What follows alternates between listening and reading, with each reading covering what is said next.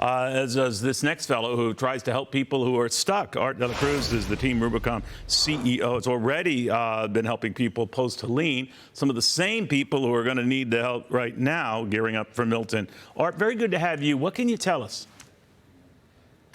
Well, I can tell you that, it's an extraordinary circumstance to think that, on the 26th of September, Hurricane Helene had impact across really 6 states in the southeast U.S. And now, as we stare and we take a look at the weather forecast for Hurricane Milton, and understanding that an unprecedented storm, it's been a century since something like this is going to have direct impact, is something that we have to prepare for as a nation, and certainly as a veteran-led organization. We're rallying our volunteers to ensure they can respond. I've always wondered, Art, how do you find the people who need the help? Usually power's out, cellular service is out, so they're hard to find. How do you do it?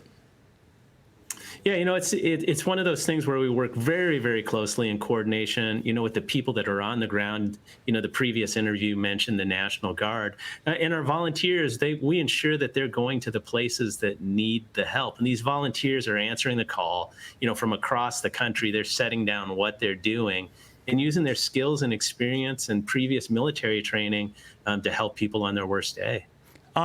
This is a big storm. We always say that. A lot of people say, oh, you media types always, say how big it is and all. This one really is a big storm. Yeah. So it's going to hit a very populated area in a very big way. Before you go out and rescue, what do you tell people who aren't taking advantage of this evacuation call? Get out. Yeah, I spent 22 years in the military flying airplanes, and one of the things I prided myself on is, be able to turn around and say, I'm glad I did instead of I wish I had.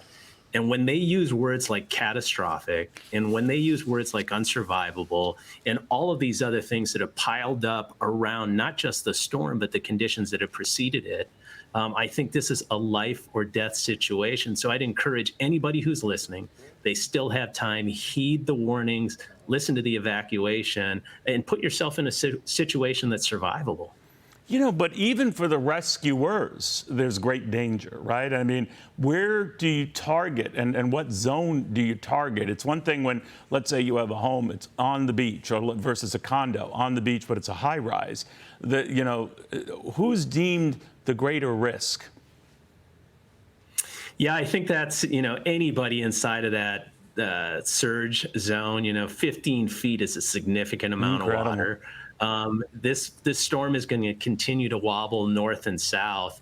But really, what people are setting their sights on is this idea that the geography in the land of Tampa, the barrier islands being eliminated, the breadth of the storm and the power of the wind and the surge, it is really going to have a broad impact in a way they haven't seen in a century.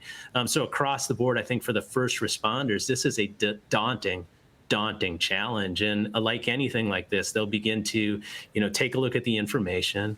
They'll make the best decisions they can in that moment. And if there's one thing I know for certain as a citizen is all of these first responders, they're putting it out on the line, and they're doing it because of their obligation and their service. They most certainly are. Art, thank you for all you do and your men and women. Art Delacruz on that.